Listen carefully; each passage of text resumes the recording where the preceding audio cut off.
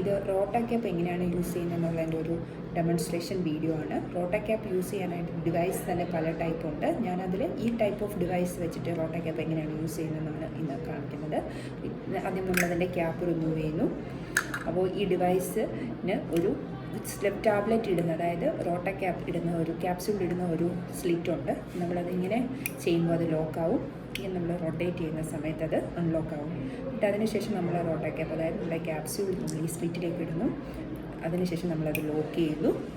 ഇവിടെ ഒരു ലൈക്ക് നമുക്ക് ആ ടാബ്ലറ്റിനെ ബ്രേക്ക് ചെയ്യണം, അതായത് ആ ക്യാപ്സ്യൂൾ ബ്രേക്ക് ചെയ്യാൻ വേണ്ടിയിട്ട് ഈ രണ്ട് സൈഡിലുമുള്ള ബട്ടൺ, അതായത് ഇത് രണ്ടും ഒരുമിച്ച് നമ്മൾ പ്രസ് ചെയ്യാം.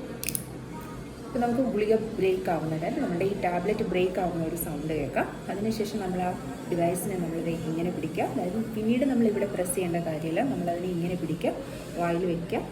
ആദ്യം ശ്വാസം പുറത്തേക്ക് വിടുക, അതിനുശേഷം ഇത് വായിൽ വയ്ക്കുക. നമ്മൾ ശക്തിക്ക് അകത്തേക്ക് ശ്വാസം വായിലൂടെ വലിക്കുക. അപ്പോൾ നമുക്കിതിനകത്ത് ഈ ടാബ്ലറ്റ് മൂവ് ചെയ്യുന്നതിൻ്റെ ഒരു സൗണ്ട് കേൾക്കാൻ പറ്റും. നമ്മളങ്ങനെ ശക്തിക്ക് വലിച്ചിട്ട് നമ്മളൊരു 10 സെക്കൻഡ് നമ്മൾ ശ്വാസം പിടിച്ച് വയ്ക്കുക. 10 സെക്കൻഡ് എന്ന് പറയുന്നത് മിനിമം 10 സെക്കൻഡ് നമ്മൾ ശ്വാസം ഹോൾഡ് ചെയ്യണം എന്നാണ്. അതിൽ കൂടുതൽ ഹോൾഡ് ചെയ്യാൻ പറ്റുന്ന കപ്പാസിറ്റി ഉണ്ടെങ്കിൽ അത് കൂടുതലും ഹോൾഡ് ചെയ്യാം. അതിനൊരു 10 സെക്കൻഡ് നമ്മൾ ശ്വാസം ഹോൾഡ് ചെയ്തതിന് ശേഷം പതുക്കെ മൂക്കിലൂടെ ശ്വാസം പുറത്തേക്ക് വിടാം.